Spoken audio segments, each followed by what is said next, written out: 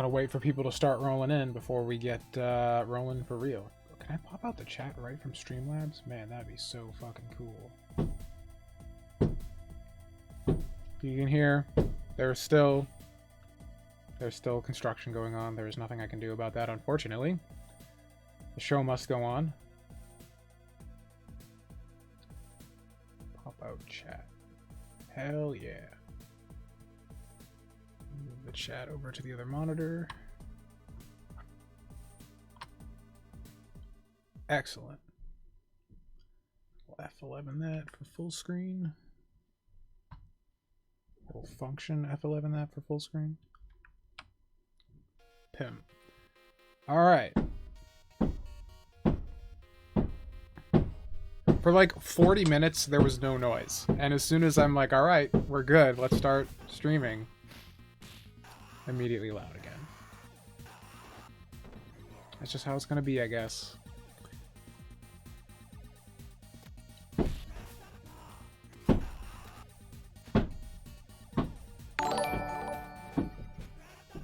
Thanks for the follow, dude. I'm just waiting for Paleo to show up, which I think he did.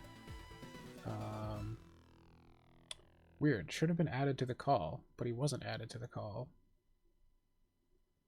That's odd.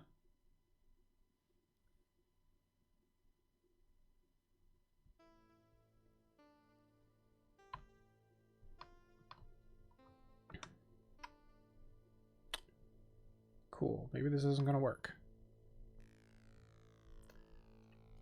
Weird, because I sent you a link directly to join that call, and it's not working. So that's sick. Hold on. I'm gonna just undo, I guess, all the locks I had on this chat, so you can possibly join it. Shouldn't need to do that, but I don't have time for this. No, it didn't. It just made that full screen for some reason. God, I hate Discord, even though it's great. Permissions. You know what? I need to change your permission, I bet. I bet that's why.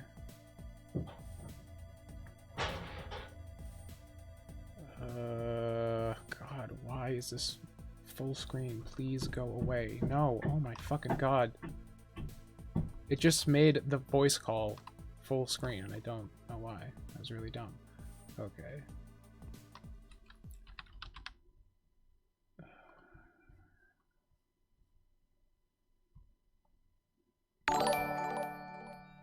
Thanks for the follows, guys. Sorry this is taking longer than I wanted to.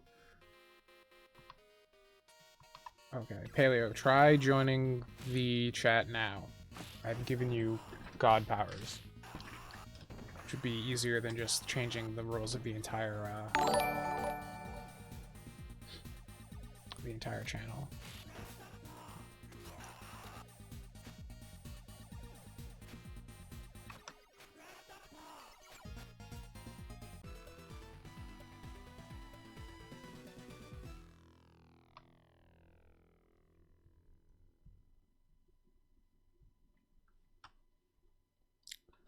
Cool, he still can't join it. That's retarded. You literally have the exact same permissions as I do. Gotta be fucking kidding me. Nothing's ever easy, my friends. I will just undo all permissions then. They will all be gone. I'll just have to hope nobody else decides to join this.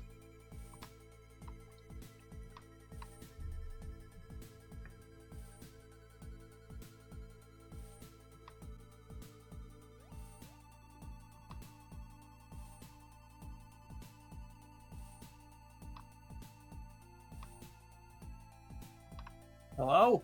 Oh my god, you're here. Yeah. What happened? I don't know. Okay. That's weird. I've had the same thing happen on like my Patreon server where sometimes like the higher tier patrons can't enter and I have to like redo everything. It's really dumb. I hate. That's just the moral of the story is I hate. Alright, cool. So you're here. That's excellent. I feel better now. Chat, let me know if sound mixing and everything is good. There should be Paleo, myself, the unfortunate construction, which is still going on. And the game should be in the background, relatively audible, but not quite. If we get the okay, then I'm just going to tab over to the actual game screen. I'll start playing Streets of Rage 2, one of the best games ever. And we'll talk about next gen as we play very not next gen game. But the show's called the Mega Drive Deep Dive, so you got to stay on brand. Yeah, it's what, 1, 2, 3, 4 generations ago? 5? It's aging like fine wine, you know? It's just, Yeah. beautiful. I mean, you know, like the 16-bit era stuff, like hasn't aged today. So It's great, dude. There was somebody I'm following on Twitter who was like, every Sega Genesis game aged like shit, and they're so bad. I'm like, get out of here, dude. You don't know what the fuck you're talking about. Just like, what a SNES fanboy. I'd never have a SNES fan on my show. Never. Never, ever. Disgusting. All right, so everyone says it's good, so I'm just going to switch over, and then we can get... Do you hear this? Do you hear this? This garbage? This garbaggio? There's nothing I can do about it. I just can't... I thought that was your Genesis for a minute. God, that would be some real blast processing all of a sudden. Yeah, my Genesis is powered by a fucking chainsaw. No, this is actually the analog Mega SG, which is like that one that does Sega Genesis in HD. So it's like, yeah, it's pretty sick. They have one for the Super Nintendo and the NES. So you know, for those. Oh yeah, the ones that I have. Yeah. Yeah, they're pretty sick. Really good. They're pretty cool. All right. I love buzzsaws. They're the best. But welcome everybody to episode 1 of the Mega Drive Deep Dive with great voice quality. This is like seriously making me want to get a NVIDIA graphics card. Paley, do you know about RTX voice? Have you heard about this? RTX voice? Yeah, dude. You haven't not seen it yet? I don't think so. So it works with NVIDIA graphics cards, even older ones, with a driver hack. But what it is right now is it uses like the tensor cores on an RTX card, allegedly, to dynamically mute all non-voice audio from a mic recording. So you just it works just like a mic input. You change it from your mic input from whatever your actual mic is to RTX voice. You turn it on and it blocks out all noise. Like it's been demoed, like this guy was like banging a hammer on his desk right next to his microphone and he turned it on, you couldn't hear it at all. So it's just like super powered. It's amazing. But it works with most NVIDIA graphics cards from the 10 series onward, and like some of the higher end 9 series, it kind of works with this driver hack, which they may or may not patch out eventually. But if you have an RTX card, it works out of the box, no problem. And it's in a beta right now, so they're going to release the full version with the 3000 series cards that are coming out at the end of the year. But it's pretty sick. So that means if it does silence your voice, does that mean like you're not human? I guess so. I guess that's what it would mean. It's a good, you know, that'll be the new "Are You a Robot?" CAPTCHA thing in the future. Yeah. We'll have to see if it picks up synthesized voices. But yeah, it would be able to block out all this obnoxious noise if only I was rich and not running an AMD card that I got used for like $100. But you know, that's just how it be sometimes. But yeah, so to anybody who's not aware of what the premise of the show is, it's been in my Patreon rewards for like a year and I haven't done it yet, even though like people have been paying $10 a month to like get access to like be part of the show because I'm an idiot. Plus also I was dying. But the idea is that I'm going to play a Sega Mega Drive game while me and a guest have a deep dive discussion on something. And then near the end of the show, we'll bring people who are at the $10 tier and up into the call to give their 2 cents on the subject if they have anything to contribute. So we're talking today about next-gen gaming, me and Paleo, because we're on the tail end of a bunch of next-gen, I guess you'd call them streams, kind of just like presentations, I suppose is probably the right word. Yeah. Unreal did one on Unreal Engine 5. Xbox just did their thing. Sony's still playing very coy with the PS5. Yeah, they're just being super quiet. They don't care for some reason. Your guess is as good as mine, but I don't know. Maybe they're thinking the PlayStation 4 momentum just going to keep them going. Possibly. It's interesting. It's interesting that they're willing to just like... Because it's coming out in November, you know? And we don't know anything about it yet. Other than it can run Unreal Engine 5. And we didn't even find that out from Sony. So, you're the guest, odd. Paleo. So we'll start with you. What's your initial thoughts on everything we know about next gen so far? So far, I want to know the prices, and neither one is budging. Like, it's so weird how, I guess we would have known, like, next month, because next month would have been E3. Right. And they would have revealed the prices there. But now, since there's no, like, big presentation like that, it's like, well, either one of them could just announce it just out of the blue. And yeah. Each one is just waiting for the other to announce it so they can undercut them. Right. It's like a game of pricing chicken right now, which is pretty silly. But yeah. My guess is they're gonna be 500. That's kind of where I'm... Yeah, that's what I'm guessing too. Considering, like, the SSD, the terabyte SSD in both, and, like, they're running, like, pretty advanced hardware, at least for now. It'd be very surprising if one of them was 400, or one of them wanted to do 400 and, like, just take the loss on it.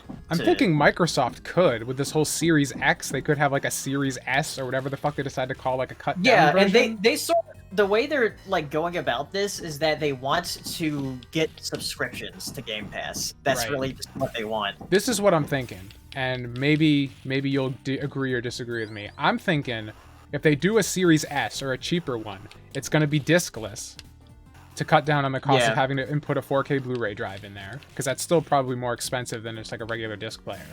They're going to cut the price that way so they can shave off some money off of the standard Series X. It's going to have slightly downclocked hardware, and they're just going to use that as an excuse to try and get Game Pass and digital sales, because they'll make way more money selling through their storefront digital copies. Plus, if they can get people on Game Pass, all the better, because they're pushing their, like, what's it called, like Smart Buy or whatever they were talking about in their presentation, where you buy it on any Microsoft platform, you have it for all of them. Yeah, like if you bought like Cyberpunk 2077 on the Xbox One, like even the VCR, you would also get it on the Series X. Yeah. So it's very strange. But I mean, it's a good idea, I think. I think Microsoft has a lot of good ideas with their services and distribution. They're in a good position simply because Windows is theirs, so they can do a lot of integration with it. And it's about time, right? Because like Apple's been doing the, walled garden, have everything connected approach for their shit for years, and it's working out great for them. And why Microsoft hasn't been leveraging games for Windows? I guess after games for Windows Vista failed so bad, they probably just had to go lick their wounds for a bit. So I guess in that regard, you can kind of understand it, but it's just like, come on, guys. Gaming and PC gaming, especially with live streaming, has become such a thing. Like, you think they would jump on it and make that synonymous with Microsoft as a brand, but they really haven't done that. Yeah. But we're kind of losing the plot already on next gen, because like,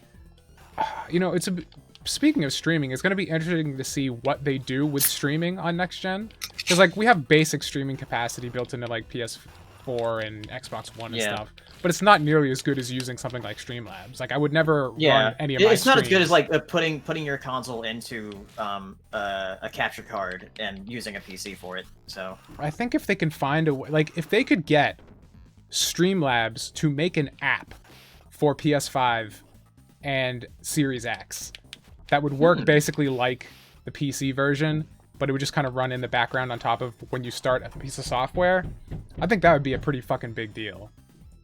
Yeah. But nobody's talked about streaming at all yet. Like that was, I guess, because you think about like the Xbox One reveal and stuff. They wanted to be such a multimedia box, so they were talking about things like this right from the get-go. But they're really just focused on games this time around, which I suppose is a good idea. Yeah. That dinosaur Did you? game, I did watch the Xbox Okay. thing. The dinosaur game did look fucking sick. Yeah, because it's like Left 4 Dead with dinosaurs. And I mean, yeah. the raptors just look like the Endoraptor from Jurassic World: Fallen Kingdom. I mean, yeah. They look good as a video game enemy. Like that's like was probably the criticism you'd level at the Endoraptor in the movie. It was like, it looks like something out of a video game. It's like, oh well, let's just do that then. So, not a bad idea. I don't know. Like people were saying like, oh, Series X presentation, the games don't look very next gen. They look pretty good. They don't look bad. One of the things the Series X presentation had over Unreal Engine 5 was that most of them are running at 60. Yeah. And, you know, that's the whole thing, right? Like, that was one of the big takeaways from looking at Unreal Engine 5. It's like, oh, Yeah, consoles are I think still the gonna main be... thing is that people were upset about is that the fact that they called it a gameplay presentation when there was barely any. Dude, that was so weird. And, like, yeah. I thought... Because, like, when I read the articles about it, I was like, oh, yeah, I guess that is kind of, you know, strange to just call it a gameplay reveal in your video title and then have, like, you know, representative of what we assume the games are going to be. But, like, there was a whole, like, 2 or 3 minute, like, preamble where the guy was like, yeah, we understand you guys don't want to see bullshit, so we're going to have pure gameplay. And then they proceed to do not that at all? Yeah. I was just like, this is so... How do you fuck up that bad? Like, they're either, like, incredibly confident that this is exactly how stuff on Series X is going to look, that they feel that they can, like, say that and be comfortable with it, or they're just utterly moronically retarded, which I wouldn't put it past Microsoft at this point, because, like, that's kind of been them for the last 5 years, has been totally stupid. I'm getting ass pounded by these guys right now. Because I thought some of this stuff looked interesting, but it's like, well, I don't know what this game's gonna be like at all. Because with that whole thing with Scorn, like it's a game that's inspired by H.R. Geiger's art. Yeah, inspired is a generous term, but yeah, I get that. Yeah, I mean, like, it's like this looks like Alien, so yeah. Well, it's interesting because Scorn reminded me a lot of the initial reveal trailer for Agony. Do you remember Agony? I don't think so. Agony was like this weird, like flesh body horror themed horror game that came out like a couple years ago, I think. And it had a very similar trailer where it was just like creepy body imagery and like vague assumptions of like what it could actually be. Honestly, if they had called this Agony 2, I would have believed it because it seemed like almost exactly the same in terms of vibe, which was strange.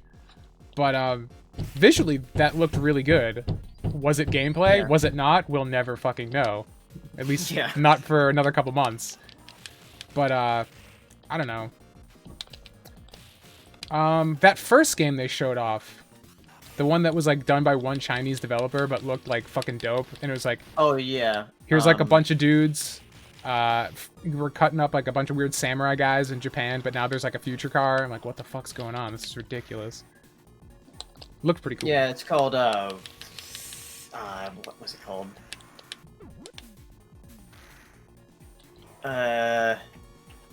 I'm trying to remember it in my mind while I look it up. I can remember what the logo looks like. I just don't remember what it said. Yeah, it Bright Memory? Yeah. Is that what it's called? Like yeah. Bright Memory, like Infinite or Bright Memory Redux. Infinite. Yeah. Yeah. That was fucking because sick. apparently, it's originally, or I guess the first like game that the guy made was on mobile devices.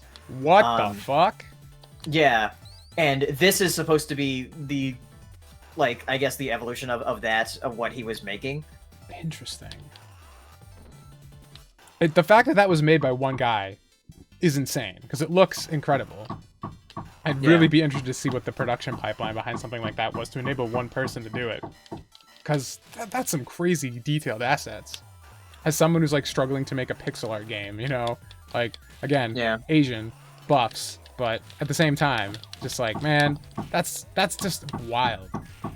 But, the gameplay gimmicks looked really cool with, like, the first-person grappling hook and the aerial juggling and really responsive gunplay and, like, ripping apart bodies and corpses with, like, shotguns and stuff. That was cool. But, like, all these games are great, but they're all going to be on PC as well. So, like... Yeah, that's the whole thing about, like, the Xbox Series X is, like... I mean... Well, but I don't have a PC that powerful, so, I mean... Maybe I should shut up.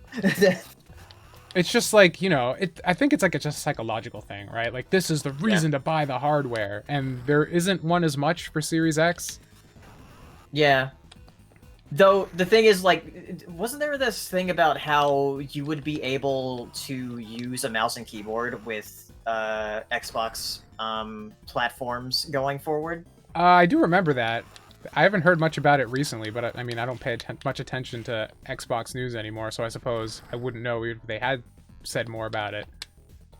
But at that point, it's just a PC, like no Like, Microsoft should just have it run Windows 10 and run Windows apps and just be an easy pre-bought PC for people. That's all it should be at that point.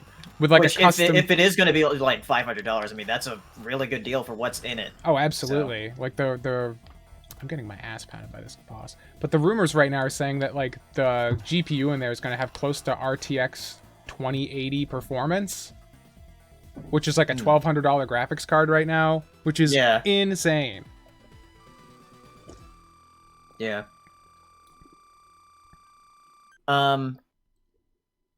Yeah, I'm looking through the presentation here. I see Dirt 5, which I guess racing games, like, they always look good. Sure. Because, you know, it's just, you know, these cars. Yeah, it's fucking cars. It's mainly like the environment effects that I look at. I was like, okay, how have the environment effects improved? Environment seems to be a very big focus of next gen so far. Like, Jim Sterling was talking about that in the Ghost of Tsushima breakdown he was going over, just how like games in general right now, like the Unreal Engine 5 demo is another good example of it, of like really putting some emphasis on bringing environment details up to par with what we've done with character models. Yeah. And the fact that like, because like when I play like this Final Fantasy VII remake and I'm like, oh, these character models look so good, but then I look some of the environment, I was like, ew. Yeah, that doesn't look as good. It's tricky, man. Shit's fucking tricky. But yeah, Dirt 5, I guess it's cool. I can't get too excited about racing games. Yeah, me either. I've tried to get into racing games, but I think the closest I ever really got into a racing game was Wipeout Pure for PSP. And that was just because it was the only game I had for a while. There's this other game from Deep Silver and something else. It's that space flight game. Oh yeah. Yeah. That looks interesting. I have no idea what the deal with it is though, because like you look at the gameplay and it seems like just kind of like a space sim kind of game, but like it seems like it's very narrative driven. There's like a very focus on the central character. Yeah, Corvs. Is that what it's called? Not a great name. IMO. Yeah. You really want something that rolls off the tongue a bit more than that, but subject to change, possibly, who knows. It was pretty cool, though. I mean, that game, like, it seemed to be more focused on, like, the animation than the actual, like, visuals. Because the graphics were, like, good, but not great. I think there was, like, some ray tracing going on. I remember that being mentioned, I think in a Digital Foundry video, but, like, I don't know. Ray tracing doesn't impress me because, like, I guess I just don't care about lighting very much. Mm-hmm. It's like, oh, like the reflections are real time. I'm like, I'm not even paying attention to the reflections. I don't care. So, unless you do something like Unreal Engine 5 did and go out of your way to like make a big deal about the lighting, like just like normal ambient global illumination with real time reflections and stuff, I'm not even gonna notice. I'm too busy punching things, you know. But kudos for adding it, I suppose. We'll see how well it runs on consoles, I guess. Yeah, and there was also that other game that was shown after that with it was that horror game where they brought in the guy who did the music for Silent Hill. Yeah, that looked interesting. I'm not a big horror dude, but just like, you know, anytime you mention anything by Konami at this point, you're probably gonna attract some attention just because it's like, oh, somebody's doing something with these people, I guess.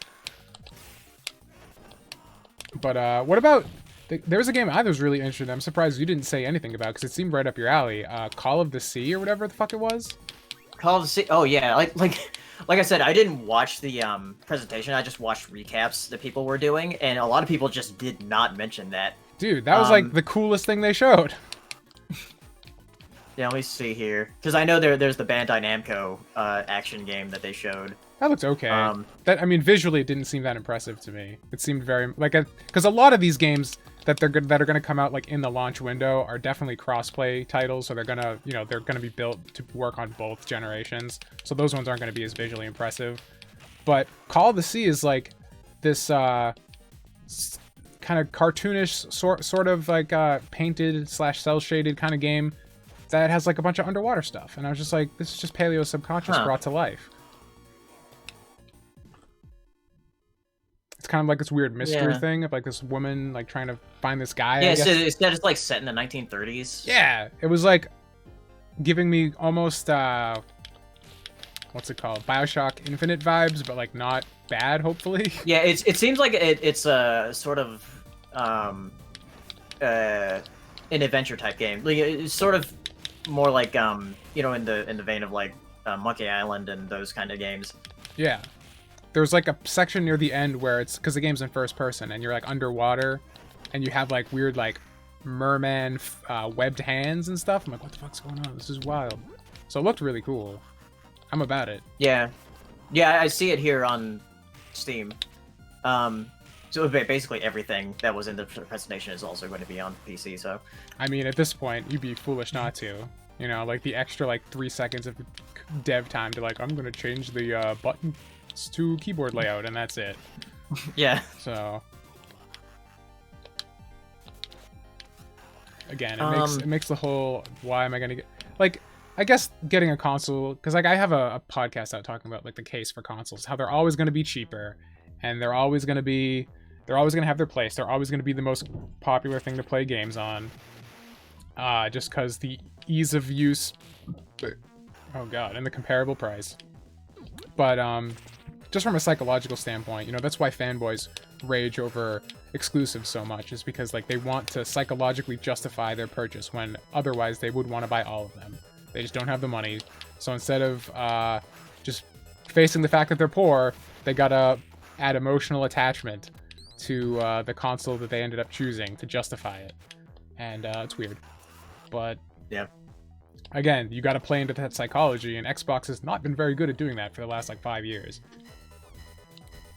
Yeah. I mean, Halo 2 just came out for PC like last week.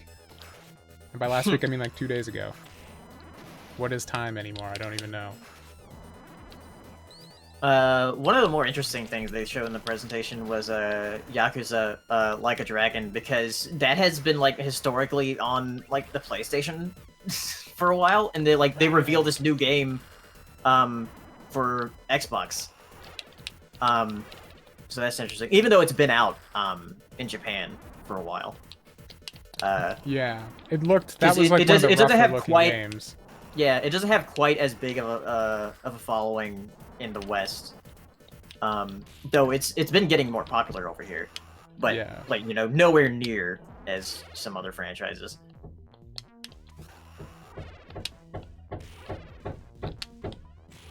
Open that door. I wish it was just a door. It's hammers and nails. The proletariat's rising up outside my window. Is there anything else we should really mention from the Xbox conference? I don't think so. I mean, I guess their weird apology of saying like, "Oh, sorry, we said gameplay, but there wasn't much." Did they actually It's so weird apologize that- after the yeah, fact? they actually like apologized on Twitter. It's like, sorry, this is not what you were looking for. Yeah, maybe think about it a little bit more next time, buddy. Like, all they had to do was not call it a gameplay reveal. Yeah. What a strange choice. Yeah. Apparently, they are going to have another presentation in July, showing off some of their more, I guess, first-party stuff. Which Halo Infinite might be there, so we might see what that actually will play like. Oh god, that's gonna be that. I think that's gonna make or break some sales. Like that has to come out at launch, right? Yeah. Like how would they not launch that? It just seems like mandatory at this point if they want to push sales. Because like, what else do they have? I don't know. The whole thing is like we're talking about the Xbox right now, right? And it's just like, well, the Xbox isn't that impressive. Everything's coming out on PC. We have nothing really to compare it to, though. It's like, what's the PS5 going to be? It exists, and that's about it. That's all we know. Yeah. So, very odd. But the thing with the PS5 and with PlayStation exclusives in general is that that, like, oh, yeah, exclusives to the PlayStation are coming. We know these franchises. Right. With Xbox, it's like, I don't know. Like, what does it have? Like, this generation, they didn't really establish that many franchises. What we got Sea of Thieves. They canceled the one exclusive I was interested in, which was Scalebound. Yeah. So I've like, there are times when like I'll see, oh, I can get an Xbox One for like $110 on eBay. Why bother? And I just The only reason it. I have one is because it came with our 4K TV for free. Damn.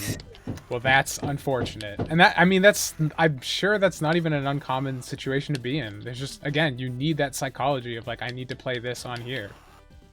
Yeah. Oh my god, I'm getting absolutely ganked right now by all these dudes. But, what else? Is there anything else from Microsoft we even need to talk about? I feel like we've hit most of the major points. I don't think so. There was that like really obnoxious section where they were talking about Madden that I literally skipped because I didn't care.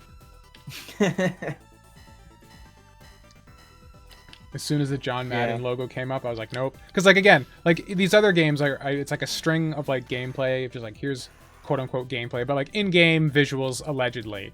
Like here's the game, and then here's another rule reveal, and here's another rule reveal, and then for Madden, they show the Madden logo. Then some sport man comes up and starts talking about how cool Madden's gonna be. I'm like, I don't care. And then I skip through that, and they show like some old Madden gameplay on like a CRT filter. I'm like, really? We have this little to talk about like the most boring iterative game of all time? All right, fine. And then there was like some other lady after started talking about like, I work with all my Xbox partners and blah blah blah. I'm like, oh please stop, just go back to anything else with this. Yeah. Cringe, bro, cringe.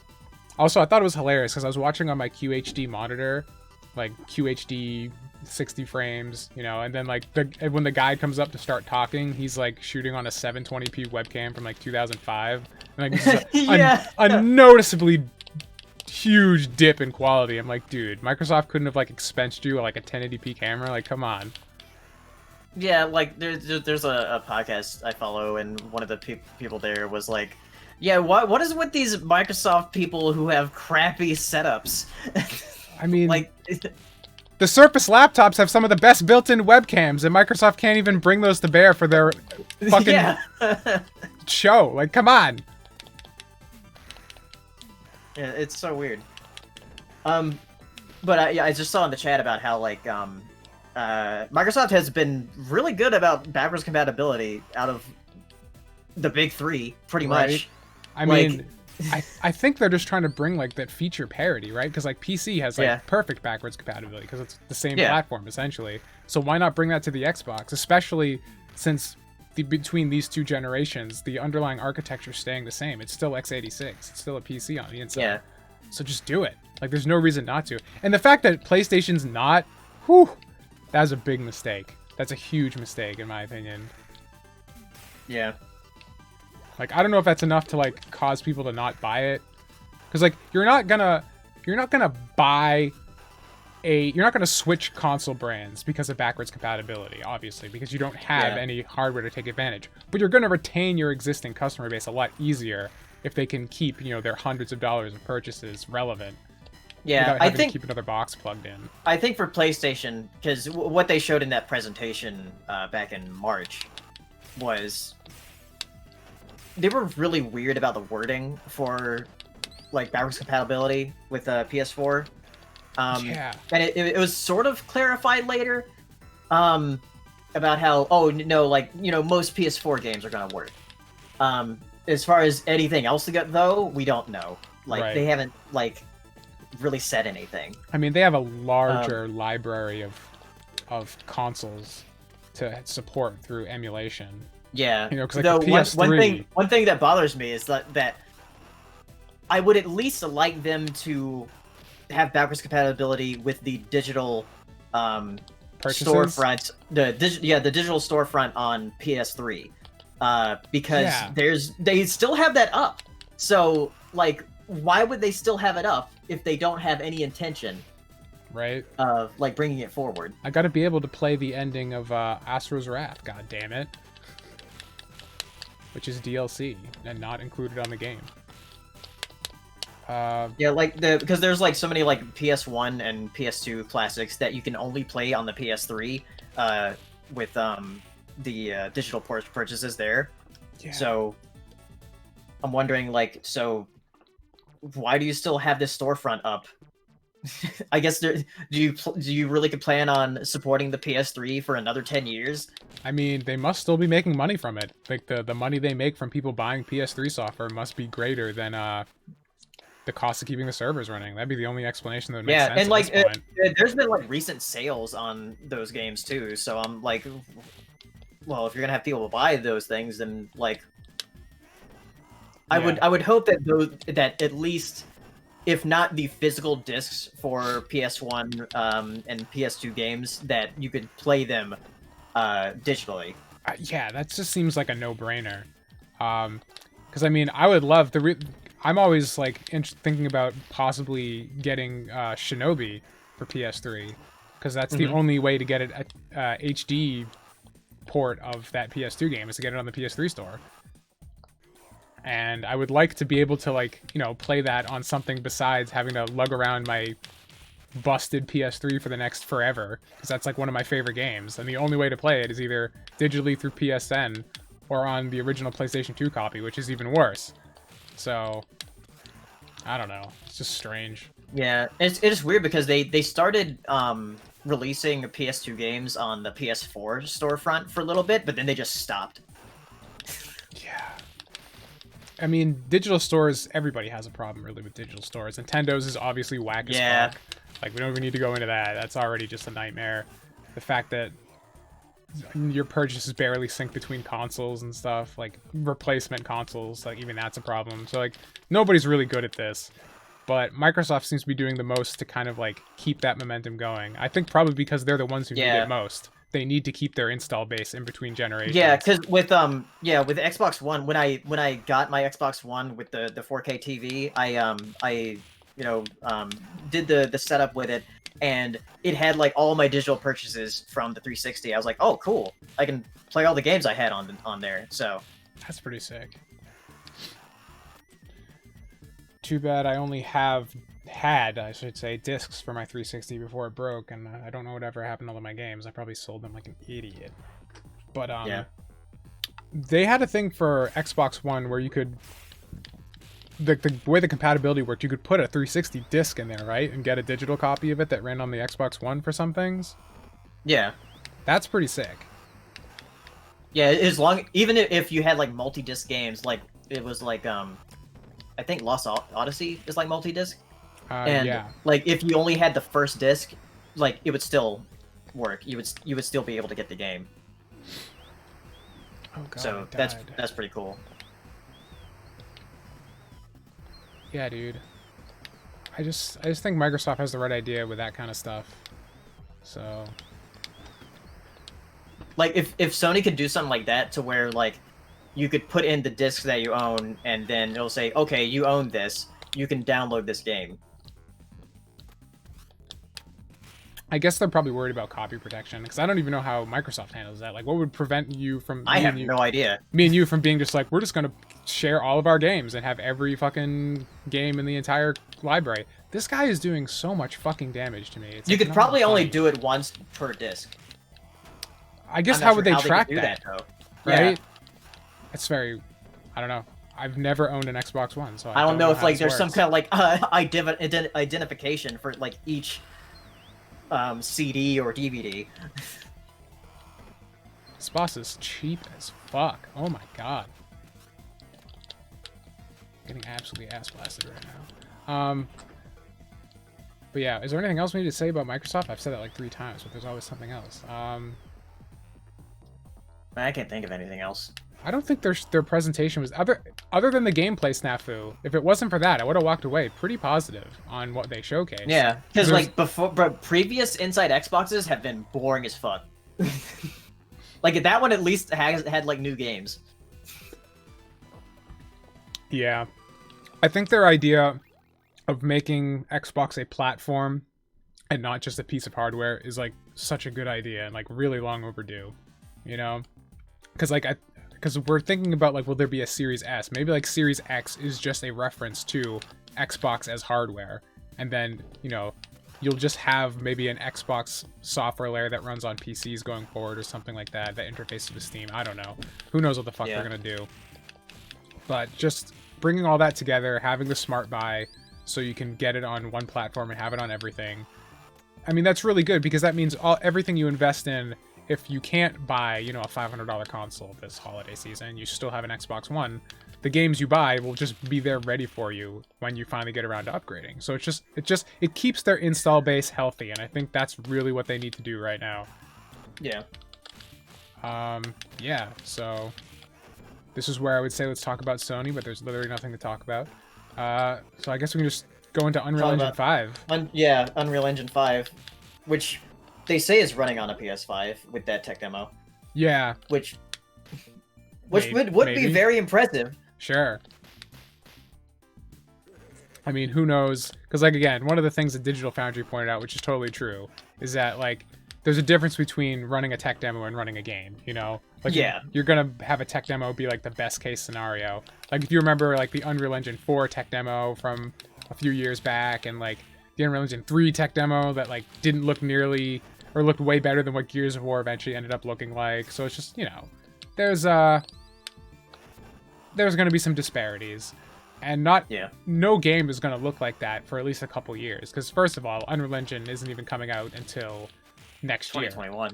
And on top of that, so many games for at least the next year to 18 months are going to be cross-gen. So they're all going to have to be built around the restraints of current gen with extra bells and whistles for next gen.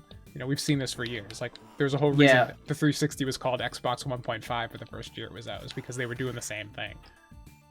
Yeah, with it was especially true with the PS4 and Xbox One, where it felt like almost 3 years there where we didn't see any games that really pushed the hardware that much. It was just like we can run these at like more stable frame rates and at higher resolutions was really it. You know, because for a while there it was like PS3 would play at 720, you know, at like around 25 to 30 frames at best, whereas on PlayStation 4 you get 1080p 60 for that same game. Yeah. And that was about it, which was, you know, a big deal, especially since consoles historically aren't running 60 very often, and they never will, just by the nature of what they are.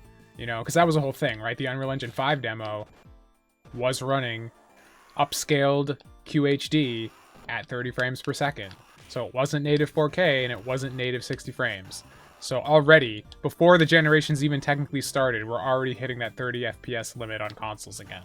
And it's just the nature of consoles, you know? Because like if you are trying to sell a game on graphics, which the entire industry does, for better or worse, are you gonna go for a higher frame rate that most people don't even understand or care about? Or are you gonna just push, you know, 20% more polygons to make it, the frames that are there look better? Like, which is going to sell your game more? It's obviously you're going to go for the visual fidelity because that's what the normies are going to be into.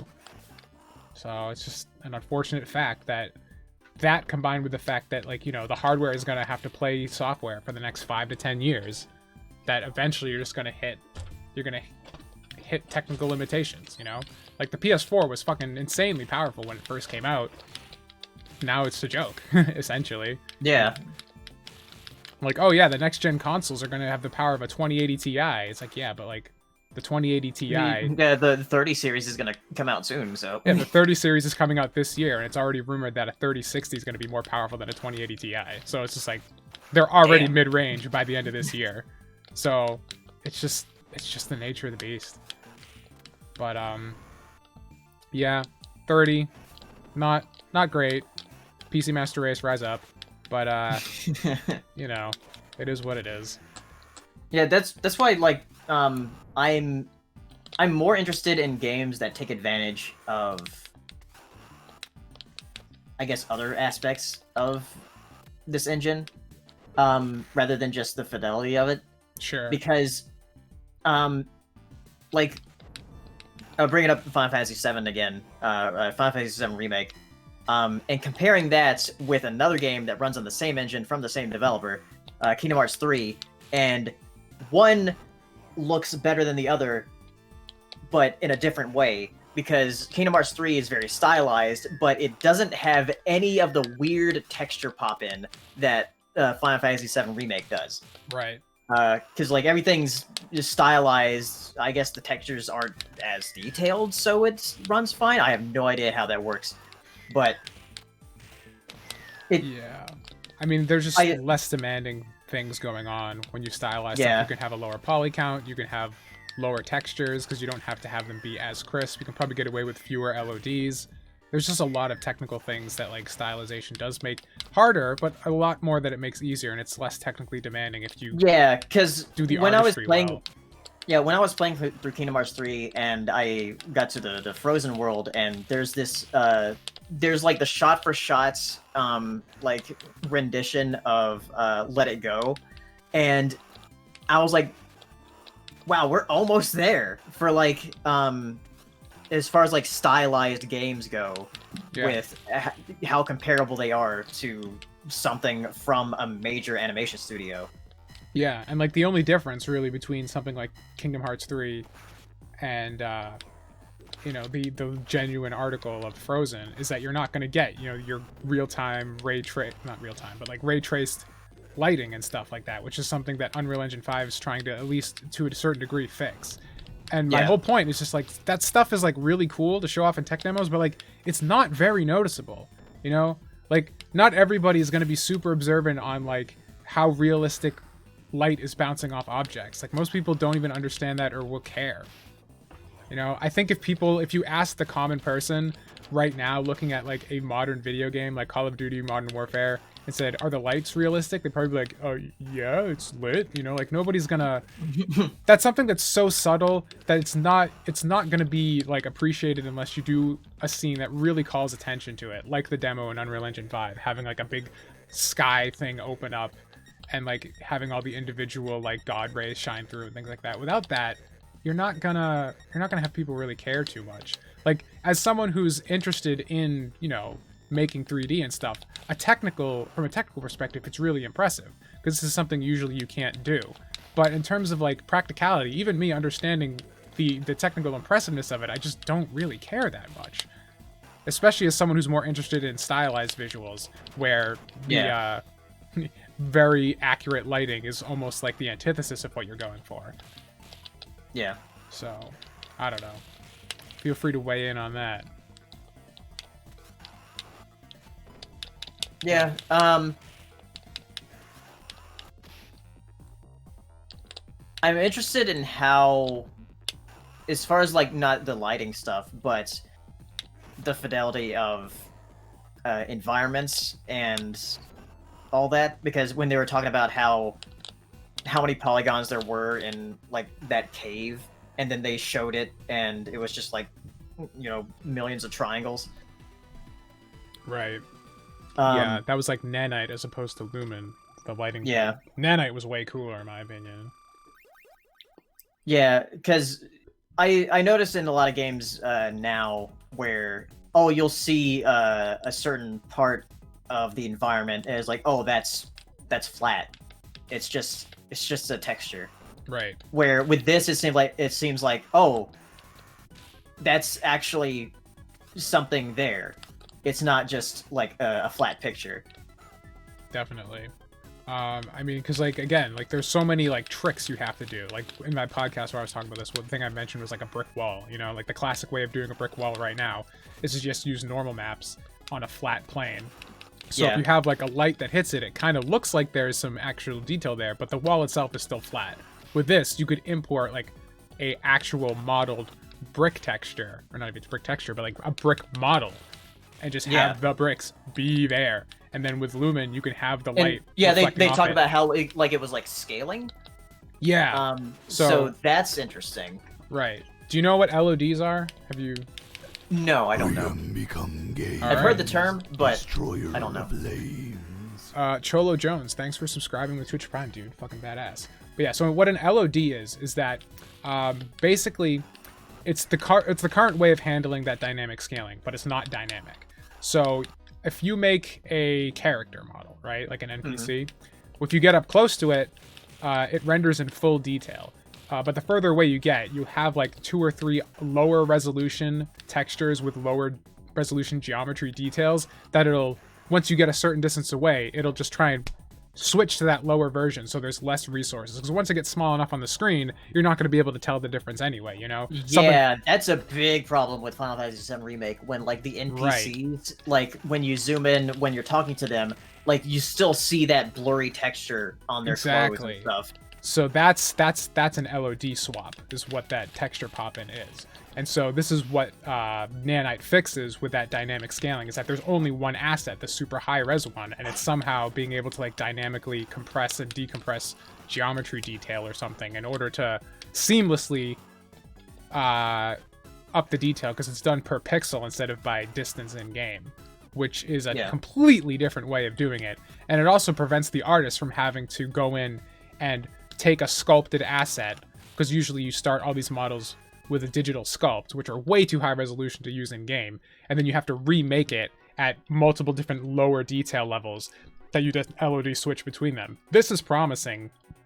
Just make your high res detail, drop it in, set it and forget it, my dudes.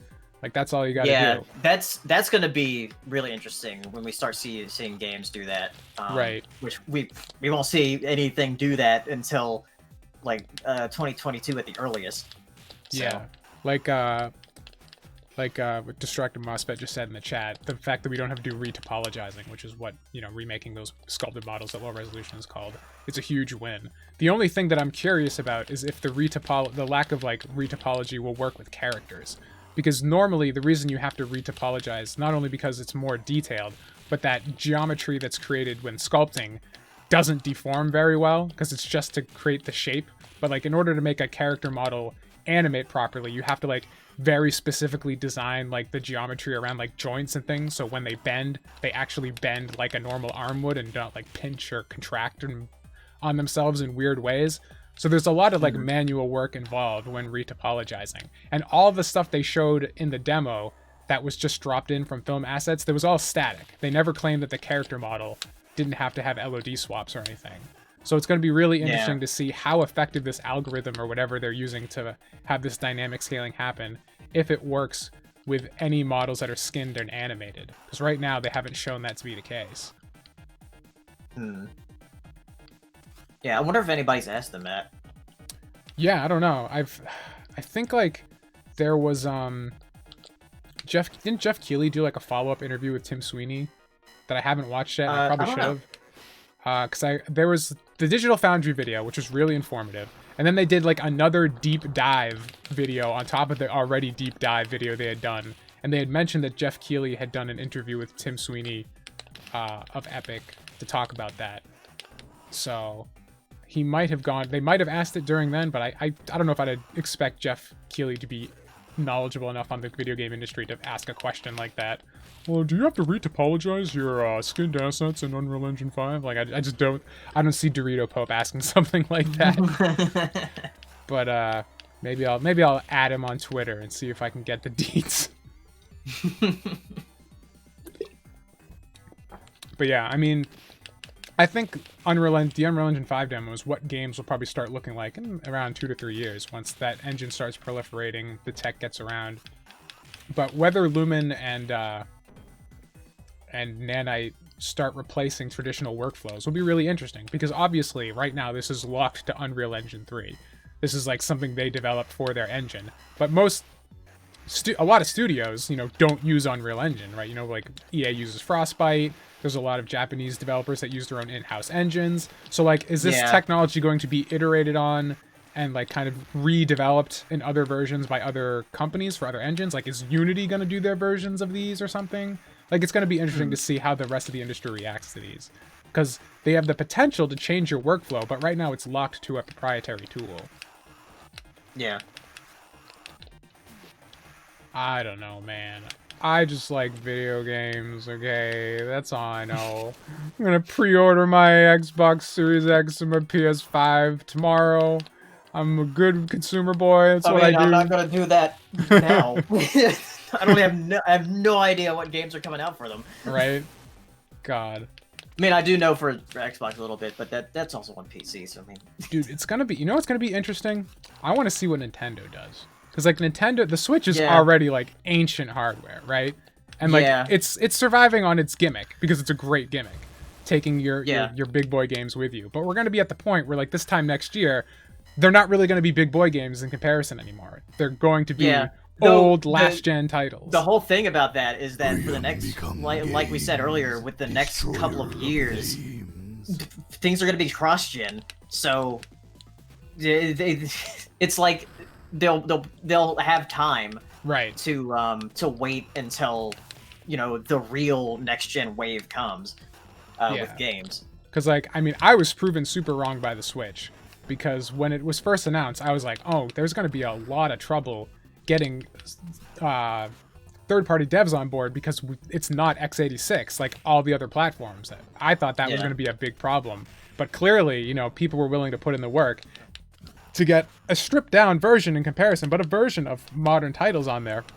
Yeah, they put The Witcher 3 on it. Yeah, like, which is fucking nuts. It looks like shit, but they put it on there. I mean, just the fact that it runs alone and doesn't, like, melt the console is incredible. Yeah, another thing is that you could actually do a cross save with your Switch version and your Steam version, so that's pretty cool. God, that's fucking cool. But yeah, like, the Switch, clearly, like, if they do another version of the Switch, like, next year or something, and it's still running on ARM, like, it won't be an issue. Like, obviously, the proof is in the pudding. Like, the portability gets people interested. Yeah, I would probably say they would maybe announce a successor to the Switch around, like, maybe early, like, the middle of 2022, maybe. Because I think for the rest of this year and next year, probably, because there's the other thing that's been going on in the world right now that is preventing games from happening. Yeah. So, yeah. So, something that could be interesting, though, is, like, if they just keep the Switch as is, it would incentivize anyone building for the platform to do more stylistic games like Nintendo themselves have been doing, because, like, the longer and the bigger the gap becomes, the more necessary that ends up becoming of having to, like, do something stylistically like Nintendo's always been doing since the very beginning.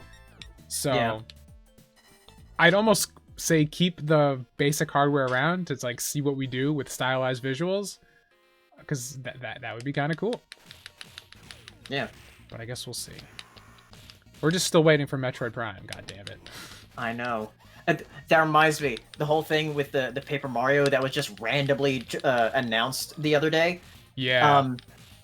So that was also part of a rumor where it's like, oh yeah, there's a rumor that there's going to be a new Paper Mario and a new 2D Metroid. So now I'm just waiting for the 2D Metroid. And they actually referenced Metroid in that trailer. They did.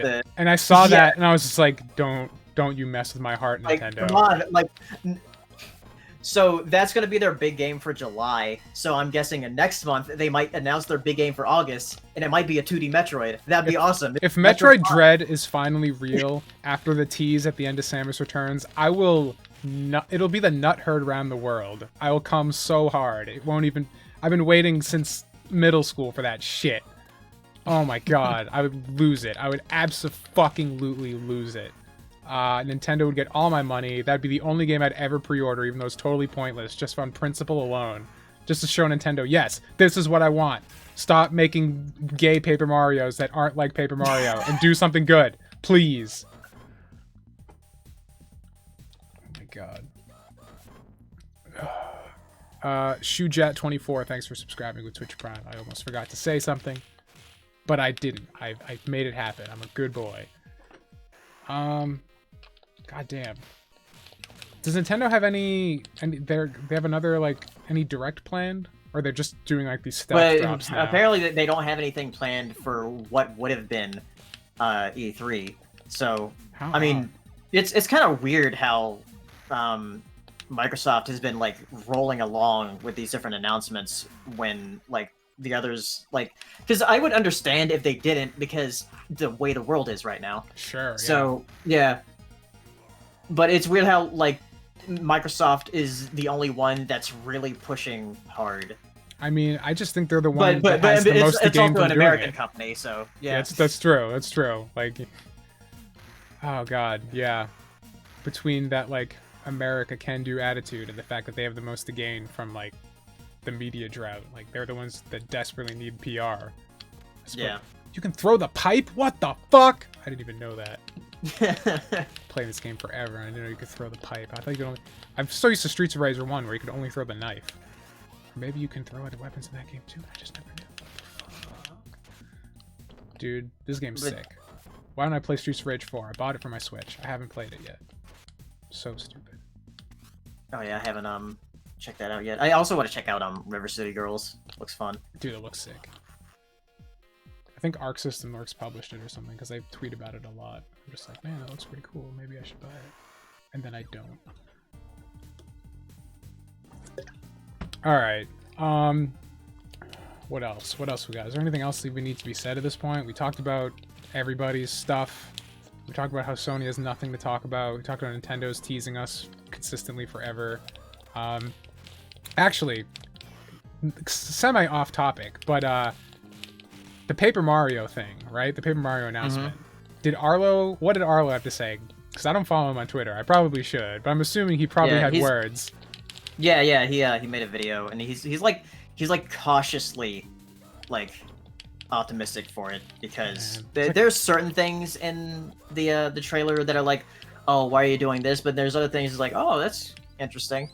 So that battered housewife mentality, just like yeah. That poor puppet. So much abuse. Oh man. I want to see a Mario and Luigi on Switch. I think if they kept with the sprites and did some high resolution sprite work. Yeah, though Alpha Dream, Alpha Dream, the main developer for that series, like went under. So Nintendo, how did you let Alpha Dream go under? They made the best game ever, Mario and Luigi Superstar Saga, and you did it. Yeah, it's a great game. God, we're bailing out the banks. We couldn't bail out the guys who made Mario and Luigi. What a terrible timeline. Alright. I'm gonna pause this game. I'm gonna tab back over and see if anybody's in the waiting room who wants to talk about next-gen stuff, because I think we've pretty much said what we need to say, right? Unless you have anything else you want to add right at the tail end. I don't think so. Alright, let me see if anybody is hanging out.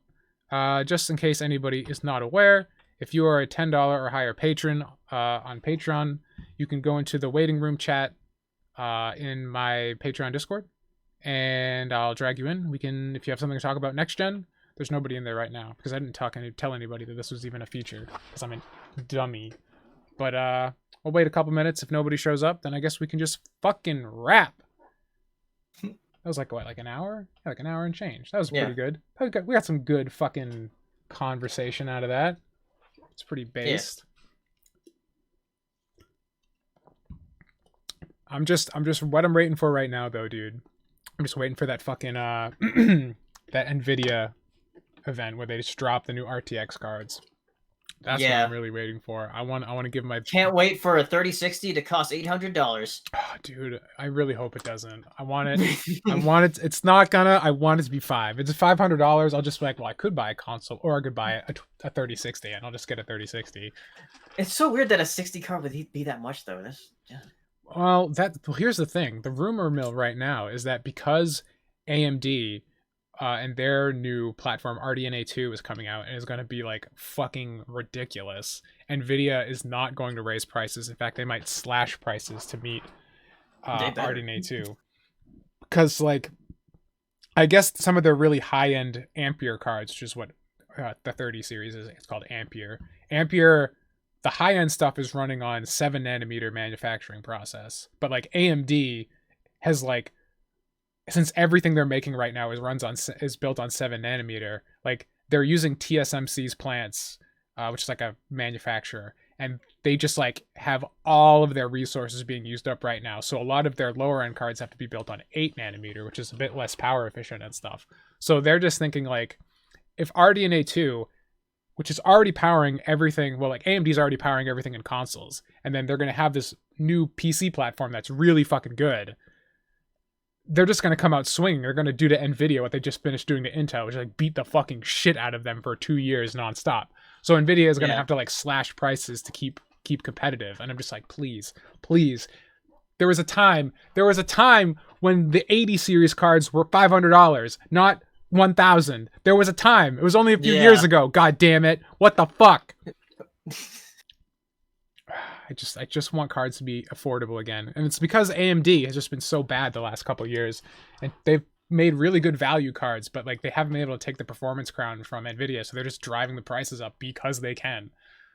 So if RDNA 2 from AMD can like actually be good, Ampere will have to be cheaper, which means my wallet will be less affected, and I'm a happy camper. So Yeah, because I have my laptop right now, which I've been using to work on videos and stuff, and it's pretty good for gaming because it's got like a 1660 Ti in it, that's a good and card. yeah, and it's good, but it could be better, and Yeah. that's what I want to get a desktop for, and I'm gonna wait for the 30 series cards to see what they put out. If I get my next Trump buck check and I can hold on to it, I want to get a Ryzen 7, I want to get a 3060, I want to get a 4K 144 hertz IPS monitor and just go fucking A ham. 4K 144 horror. Yeah, dude. I won't be gaming at 144 hertz, but just like once you go 144 hertz, it's really hard to go back. That smoothness, even just like moving your mouse around and scrolling through Twitter. Like the 144 hertz thing, like I'm like, yeah, that, but 4K and 144 hertz, because I remember like at E3, it might have been last year or the year before at the like the PC gaming show, they were talking about like, oh yeah, this monitor's like 144 hertz is like this, it's good response time and everything. It's like, oh, it's a 4K. No, it was like $300. Yeah, 1080. So the struggle is real. Yeah, I mean, I would probably game still at QHD at high frame rates if I had a monitor like that, but the 4K would just be for content creation, you know? yeah. So like you can kind of have your cake and eat it too at that point. But that's just a dream. It'll never happen, but I can dream. I'm not gonna get my Trump buck. Something's gonna happen. They'll shoot it down in the fucking Senate next week. Nobody's joining the waiting room, so I'm just gonna take some questions from the chat and we can bounce, I guess. Zcrust1 wants to know, when's Ninja Suffering releasing on Switch? Probably never, because Construct 3 doesn't have Switch export capabilities because Nintendo has locked HTML5 from running on the Switch, which is what Ninja Suffering is made in, is HTML5. So I can't do it because Nintendo won't allow it to run. And there's been a big petition on the Construct forums to like get Nintendo to let that kind of stuff run on Switch, and they're just like, no. So they already got a bunch of other crappy mobile ports on the eShop. Why not? All right, you know, let everybody put their stuff on there. You see the Jim Sterling video where he's talking about how one of the Unity asset flips is now in the eShop? Oh no. Yeah, like some GTA style asset flip just got straight up put on the Switch eShop last week. One that was on Steam 5 years ago just came back out of the blue, is now on the Switch. It's the beginning of the end, dude. It's the end times.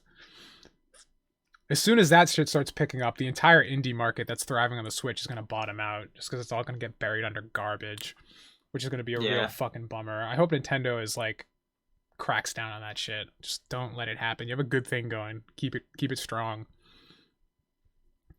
Let's see. Someone asked earlier if we saw the Minecraft ray tracing demo. I saw little bits of it. I didn't watch the whole thing. It's like super impressive, like the difference that like ray tracing makes. But like, of all the games, Minecraft? Like, I suppose if you're gonna have like a really simple environment and then put like real-time ray trace lighting on top of it, like it's very noticeable, the difference, but it's only because of the contrast, right? Yeah. It's just like you've gone from flat PS1 lighting to real-time ray tracing. Of course, it's going to be a big difference. You're like, whoa. But like, I don't know. That just seems like the most cherry-picked opportunity to like make it look more impressive than it actually is. Because you drop that in any other more realistic game, it's going to have a much less impactful effect on the visual. Yeah, if you look at it like with like Shadow of the Tomb Raider or something that has it, it's like, it looks better, but I mean, not that much.